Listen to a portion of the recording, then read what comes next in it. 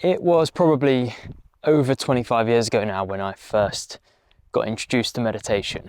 And so in today's video, I thought I'd do something a little bit different, and I would talk you through exactly what I would share with my younger self now. So I'm 31 now, going to be 32 in about 6 months. And 25 years ago was the first time, roughly, that I tried meditation. And I can remember it clear as day. It was part of a martial arts school. And it was quite a tough style of meditation. And I actually remember like opening up my eyes partway through and looking around and seeing if anyone else had their eyes open as well.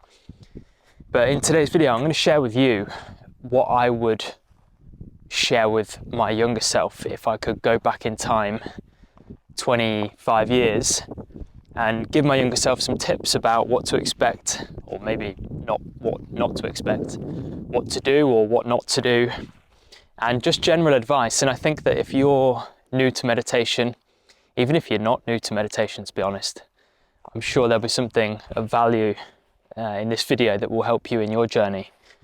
And so I think it's going to be a good video today. I think it's really going to help you if you're new to meditation, or if you're into meditation and you're looking at ways of evolving and growing your practice. The first thing that I would mention to anyone, or I would advise to anyone, and I was so fortunate, and many of you know, I bang on about it all the time. I kind of have to, because I don't look like your typical meditation teacher, so I have to explain quite early on in videos the experience that I've got, because otherwise people would think, who the hell is this guy? He doesn't have a clue about meditation. But I was really fortunate. My dad was getting into all of this stuff when he was 28, 29. So basically, as I was growing up, as I was like 5, 6, 7, 8, my dad was coming to the spiritual path and starting meditation and learning about all of this. So he had books everywhere in the house, and he had also met a local master. And I believe I don't believe, I know that this is divine timing and very much what was, going to unfold, whether he wanted it to or not. But he met a local master, and that master is also now my master, 25 years on, which is pretty crazy. And he's actually like 85 now, which kind of scares me. And so I got basically given a teacher. I was born into a family with a teacher. I didn't have to go seeking and searching for someone to teach me. So I always have a great deal of respect for perhaps people like yourself who aren't that fortunate. And you have to use your own discernment and try and figure out who's telling the truth, who's doing this for self-interest's sake, who's doing this because they want to earn loads of money or be popular or increase their status or something. So you have to be able to figure out who those people are. And the first tip and the first thing that I'd like to mention to you is that you will know who the right teacher is. I knew the second I set eyes on my teacher, and I remember the day as clear as can be when I was 6 years old. First time I met him, I knew instantly, and I didn't know it in a conscious way, I knew it in a deeper way, but I knew instantly that he was a master and the person that I would be learning off. And as I say, it wasn't like I ever thought it through in that sense, because obviously 6 years old, you just don't think of these things. I didn't even know what a master was. I didn't even know what meditation was. I knew nothing, but I felt something, and something within me, you could say the soul, saw something in him. And actually, now I've looked more into this and reflected on this more, I think I saw the fact that he was egoless. It was almost like I saw straight through him. Whereas I definitely have this, and I think we all have to some extent, this skill to be able to detect ego. I suppose both in myself and others, although finding ego in yourself is kind of an evolving process. you think you've cracked it and then it pops up somewhere else, but you get better. So finding a teacher is incredibly not valuable. I think it's crucial, because there'll be so many things that you don't yet understand about yourself that they will point out. There are 101 distractions on the path with meditation, spirituality, and you can't possibly understand them or know what they are unless someone points them out to you. You know, maybe there are some especially, you know, advanced souls that can do this, but you know, you look back as far as time, and it's always been a student-master relationship. There's always been a master, but that person previously had their own master. The only times when this wasn't the case is when a divine being has come down, an avatar like Jesus or Lord Krishna or someone like that. Those people obviously were born masters. They'd done all the work, or they hadn't even done the work, they just came from the place that we're trying to get to. So finding a teacher that is humble, that is selfless, or as close to as you can possibly find, who teaches simplicity. These kind of very elaborate, flamboyant, showy, almost like displays of spiritual practices just go to show, or normally perfectly prove to you, that there's ego there. And actually it's generally quite often the most simple exercises that we need to be doing, but they're not the sexy ones. They're not the ones that look good on Instagram or people are going to pay loads of money for, and that kind of thing. So oftentimes, especially I would say more recently, since social media has been a thing, people don't tend to teach that kind of meditation as much. So finding someone that teaches simple, you will feel the purity in the teachings as well. That's something I've noticed, is you feel the purity. You can tell when it's just a bit of BS. So don't get swept away by elaborate techniques and fancy words and someone showing you plenty of book knowledge, but yet they're quick to fuel anger, they're quick to fuel frustration, they're full of ego. You know, these types of people become easier and easier. It becomes easier and easier for you to detect those kinds of traits in people. So that's the first thing, is find a good teacher. You really do need a good teacher. And I'm not just making this video just to try to kind of get you on board and make you, or encourage you to join my school. Everyone who follows my YouTube channel or sees these videos is more than welcome to join my school. But wherever you live, there may be an ashram, there may be a Buddhist temple. I mean, if you open the door in your mind to wanting a teacher, I'm sure things will naturally start to gravitate to you. And if you've done that already, you could say that this is kind of a divine intervention, and perhaps you may learn a thing or two from my school and what I teach. But as I say, no requirement to do that. There's tons of teachers around, and I stumble across many people that I think are absolutely pure, beautiful, divine souls helping people, you know, on YouTube and things like that quite often. So just be careful though. Just be careful. Don't pay much money for it. Yes, we live in a time where we have to exchange money because we're often householders. We need to pay the bills, and people have mortgages and things. So, you know, teachers like myself, we do need to charge. But when people are charging excessive amounts, you know, they're doing it for this excessive kind of lifestyle or whatever, that's a red flag to me. You will detect the purity through that as well. So I would say that to my younger self if I hadn't fallen into a teacher's arms at the age of 6. I would also say to get ready to put in. Get ready to put in. And what I mean is put in the work. We're so used to quick rewards. You know, you can order a pizza, you can order a takeaway, you can order some kind of food instantly on an app. You can text someone instantly, you can email someone instantly, you can find information instantly. But that's because of technology. And inner gains, inner growth, spiritual growth, although it all takes place, and it continues to take place as you're doing it, even if you're not feeling the rewards or seeing a change, things are changing, believe me. Get ready to put in and fully accept, or be prepared to accept, to put in the work for an entire lifetime and not have a profound experience like you read people have.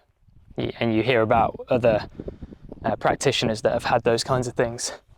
And the reason I say that is because when you prepare mentally for it not to be the case, it makes it much easier if that is how things pan out and you just don't ever have anything kind of grand for whatever reason. But also it's more of a opening for things to potentially unfold and for experiences to come along. And I think people often get the wrong impression with my videos, that I think meditation is all about having experiences. I don't. I know that that's not the case, but I talk about experiences because people often don't understand why they're having them, what they mean, whether they're good or bad. So I often talk about experiences when it comes to meditation, but experiences in themselves aren't the goal, and they do and can become a massive distraction. So maybe you're blessed by not having an experience. But also, if you've watched my video, the 5 phases of meditation, you'll know that it's totally normal when you're in phase 5 to not have any, in particular, visual experiences. So be prepared to accept that you may never have one of these profound out-of-body experiences that people love to share, and take that as a blessing, take that as a gift, take that as one less distraction that you need to overcome. Take it as a gift that you are now being not forced but guided towards developing more faith, despite not having anything tangible to prove what you believe. There's many blessings within a practice that is not delivering profound experiences, and it is exactly what you need right now. So always remember that. But putting in the work is absolutely essential. People put in so little and expect so much. I mean, most people, and this isn't me talking down to most people because it's completely normal that we're all busy. Often anyway, people have families or work or other duties that need taking care of, and so they can't put in hours and hours and hours every single day. But they may be able to put in 20 minutes, 30 minutes. And from that time, they're expecting miracles. And I always do say, I don't want to go too far down the route of you need to put in more time, because time is one thing. But as I've mentioned before on the channel, the intensity that you put into that time is way more useful, way more important. And that would, I guess, lead me on to another point. But just to finish that one, make sure that you're putting in the effort. And the effort doesn't need to be sitting down and meditating.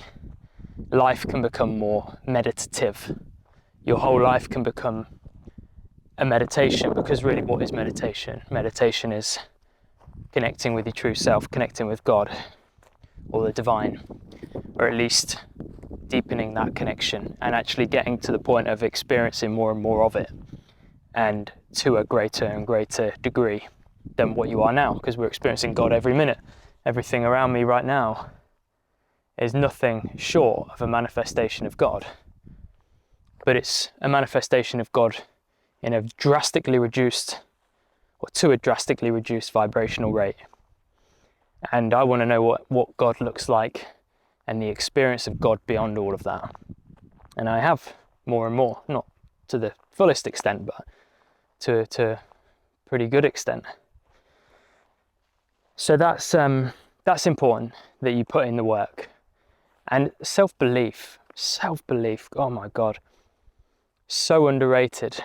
And I feel like a lot of people come to spirituality from a place of sort of some sort of suffering or depression, and they often lack that self-belief because of the route into spirituality. Self-belief is absolutely huge. Self-belief is massive. As you think, so you become. Just remember that. As you think, so you become, or so you shall become. Everything that you think about has the potential to manifest. And what we look at around us is a manifestation of the divine. This is a manifestation, in a sense, in the mind of the divine, everything around us. But if you look at physical things, or man-made things, I should say, like this t-shirt, that's a manifestation of someone's thought. Someone once thought about this sort of thing. Someone thought to make a black long sleeve shirt, and they gave that thought such energy and then began acting upon it, and the universe would have brought all the things needed gradually into that person or the person's sphere, and eventually this came to be because of their thoughts, because of, they would have had to believe that they could make it. So the belief as well. So self-belief is huge, and if you have the belief that you can't meditate, or you can't quieten your mind, or you can't connect with God, or you don't know how to do these things, that is simply a belief. And those beliefs can change, and they need to change.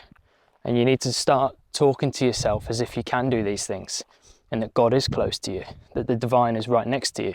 I quite literally feel often like I'm walking around holding hands with the divine.